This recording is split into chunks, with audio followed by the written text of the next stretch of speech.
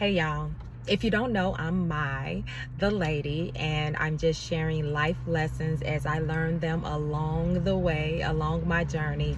And I think that's the best way to do it because, hey, if we can learn lessons from each other, we don't have to make the same mistakes that someone else made, right?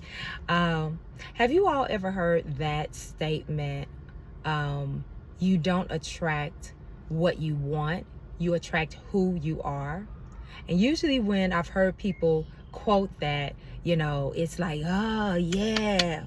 I guess the whole idea is that whatever is inside you, your character, your just the person that you are at your core, that's what you're going to attract. And sometimes when I've heard it used, it's like, if you're unhealed or if you're toxic, that's what you're going to attract.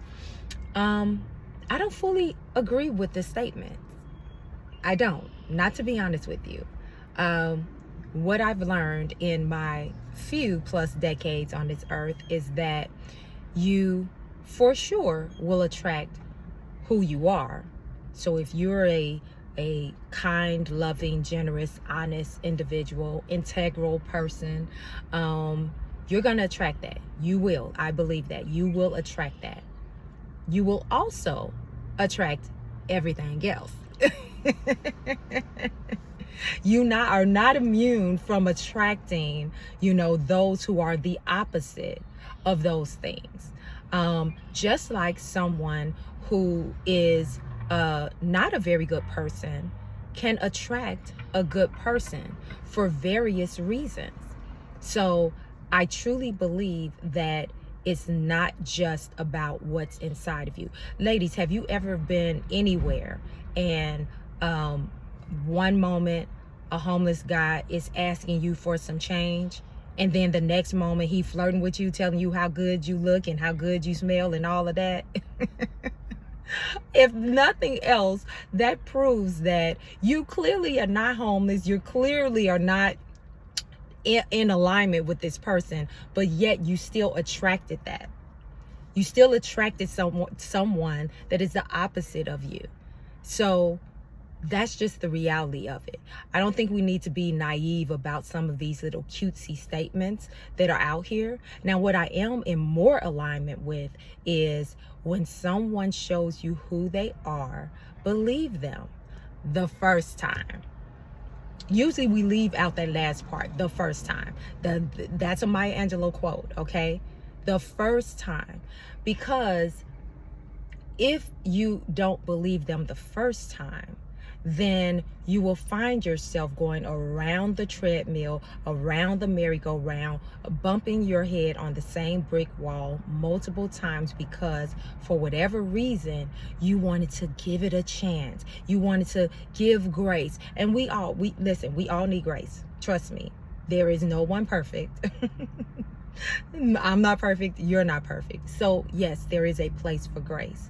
However, when it comes to allowing someone into your life, you have to be very intentional about what your standards are. And if you're not, that's when it's kind of a free fall, okay? It's not just about who you allow into your life, it's what type of treatment you allow into your life, okay? And the reality is that there's some great people in the world. There's beautiful people in the world. I know some amazing, beautiful, wonderful people. But there's also some wolves and some snakes and some werewolves. It just is the truth. And as you're moving about in the world, you're going to encounter all types of people. And what you have to be and what I have to be is solid on who we are, who you are.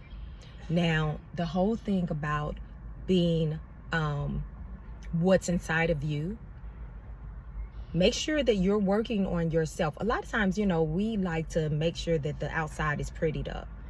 You want the clothes and the hair and the skin and, you know, the makeup for the ladies, and, you know, the fellas, they want to get in the gym and make sure their muscles are, you know, a popping, and the ladies do too, some of y'all. Some of you guys, you know, we're looking and focused on make sure you got it together on the outside, but some of us are not doing the internal work. Some of us are not working on our character. Some of us are not working on healing, which I personally believe is progressive. Because let's face it, all of us have gone through something. All of us are potentially going through something now. It's levels to it, right?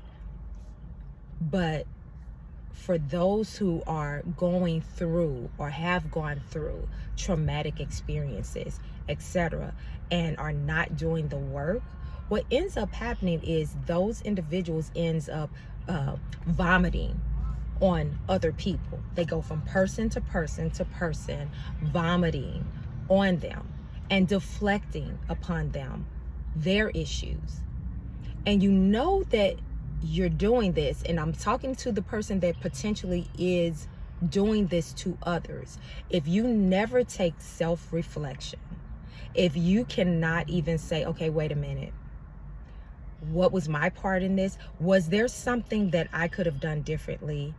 If you never even ask yourself that question, if you can't be open to someone expressing to you, hey, this did not feel right, this was wrong, I felt that this was wrong, and here's why I felt that this was wrong, and you are the type of person that you are hard to apologize to someone, you're never able to see how you were in the wrong, whether it's you or whether it's me, that means to me you are the type of person that you're not doing the work.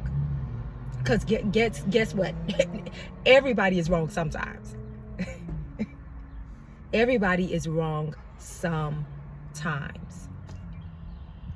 When it comes to allowing people and behavior in your life, you have to make sure you're very clear on what your standards are, so that when you encounter something or someone who is displaying something that is the opposite of what you are, who you are, and what type of life or lifestyle that you have, you will immediately know that there is no place here for that. And if that's what you come with, there's no place here for you. And you have to be unapologetic about that. That doesn't mean that you go slicing and dicing everybody that comes your way, because again, no one's perfect. You're not perfect. I'm not perfect. However, again, what's the standard? If you're the type of person that you don't go around just yelling at folks or cussing folk out or calling people out of their name or doing other things that are, you know, considered rude or out of control emotionally, then you should not accept that type of behavior from other people. It's as simple as that. Some of you accept behavior from others that you don't even display yourself. Now, if you got two toxic people that's being toxic together, you know, go and get in the room and have at it yourselves, if that's what you want to do.